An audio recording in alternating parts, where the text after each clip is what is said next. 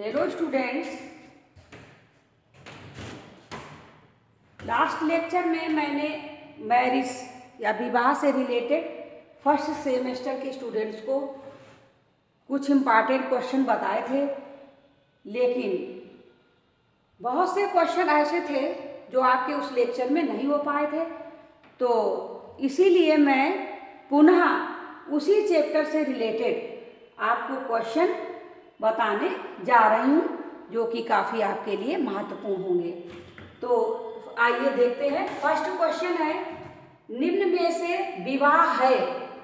इस क्वेश्चन में आपसे ये पूछा गया कि निम्न में से विवाह है, एक समिति है विवाह की, एक जनरीति है, एक संस्था है या एक समूह है। तो आपको पता होना चाहिए कि विवाह और परिवार क्या है, सामाजिक संस्था के अंतर्गत आते हैं। तो विवाह क्या है, एक संस्था है।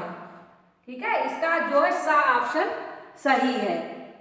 नेक्स्ट क्वेश्चन है, अपनी जाति के अंदर विवाह करना निम्न में से किस नियम से संबंधित है।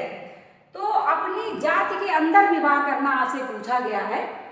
ये ऑप्शन में दिया गया आ पे अंतरजातीय विवाह, बा पे दिया गया बहिर्विवाह का नियम, सा पे दिया गया है कुलीन विवाह का नियम और दा पे दिया गया है अंतर विवाह का नियम। तो देखिए, दो ऑप्शन आपके मैच कर रहे हैं, अंतरजातीय विवाह और अंतर विवाह का नियम। तो जाति से यहाँ कोई मतलब नहीं है। अपनी जाति के अंदर विवाह करना क्या कहलाता है, अंतर विवाह का नियम कहलाता है। तो इसमें दा जो ऑप्शन है आपका वो करेक्ट है। नेक्स्ट देखिए, प्रेम विवाह के आधार पर स्थापित होने वाले विवाह संबंधों में निम्न में से किस समस्या में वृद्धि की है। तो जो प्रेम विवाह हो रहे हैं तो उनसे कौन सी समस्या जो है उत्पन्न हुई है वो आपको बतानी है इस क्वेश्चन में। ऑप्शन आ में दिया है विवाह विच्छेद की दर में वृद्धि।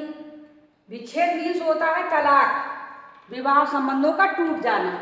ठीक है, तो पहला है विवाह विच्छेद की दर में वृद्धि, बा पे दिया है पारिवारिक विघटन में वृद्धि, सा पे दिया है सामाजिक प्रतिमानों के प्रभाव में कमी और दा पे दिया है दहेज की मांग में वृद्धि।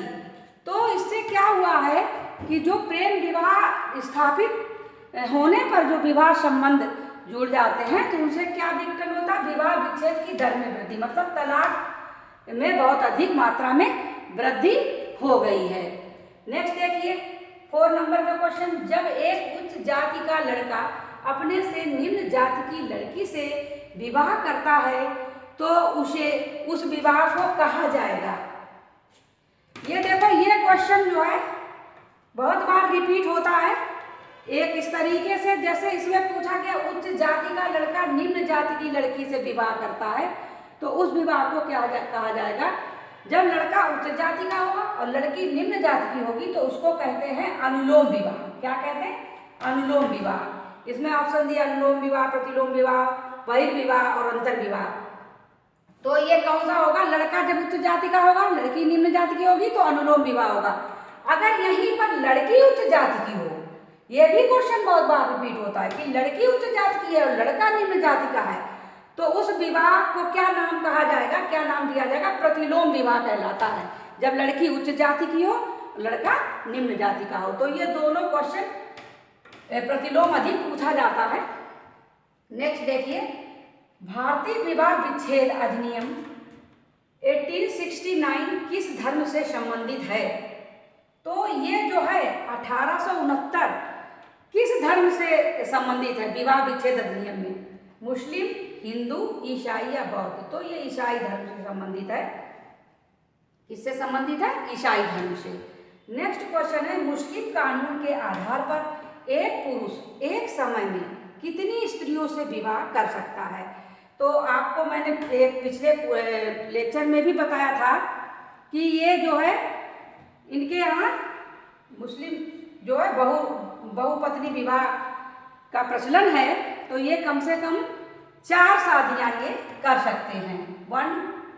ऑप्शन आ में दिया 1, बा में दिया 2, दा में दिया 5, तो 4 जो है शादियाँ ये कर सकते हैं मुस्लिम कानून के आधार पर। नेक्स्ट है 7 क्वेश्चन है, भारतीय तलाक अधिनियम किस क्षेत्र में लागू नहीं है?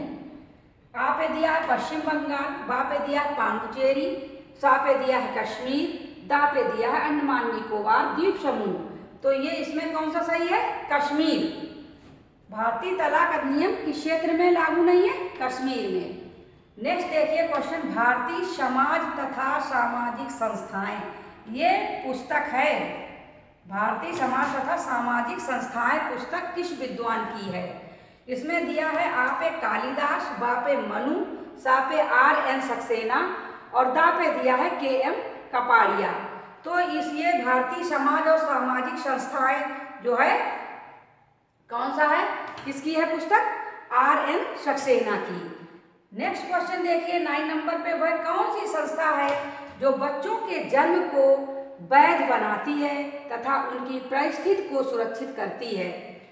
तो वैध बनाती है मतलब जब रूल्स और रेगुलेशंस, नियम और कानून के द्वारा, है ना, शादी विवाह संपन्न होते हैं तो वैध कहलाते हैं। तो चूंकि हमारे यहाँ विवाह जो है एक धार्मिक संस्कार है, तो उसी संस्कार के अनुसार जब विवाह होता है तो वो वैध माना जाता है। तो इसमें दिया है आ पे विवाह, बा पे दिया परिवार, सा पे दिया नातेदारी और दा पे दिया परिवार के अनुष्ठान। तो विवाह जो है, विवाह है ही वह संस्था है जो बच्चों के जन्म को वैध बनाती है। नेक्स्ट देखिए क्वेश्चन नंबर 10, निम्न में से विवाह का उद्देश्य क्या है? इसमें विवाह का उद्देश्य पूछा गया है।